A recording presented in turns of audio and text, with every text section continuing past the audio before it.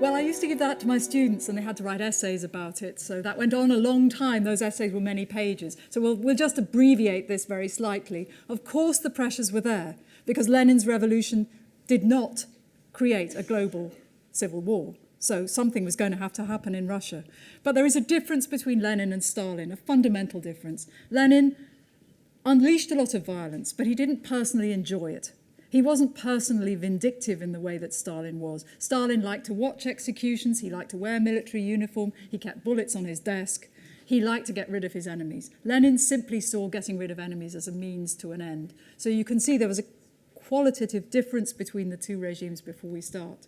And then I could go on for many more pages and try and get my A for my essay, but I'll stop there.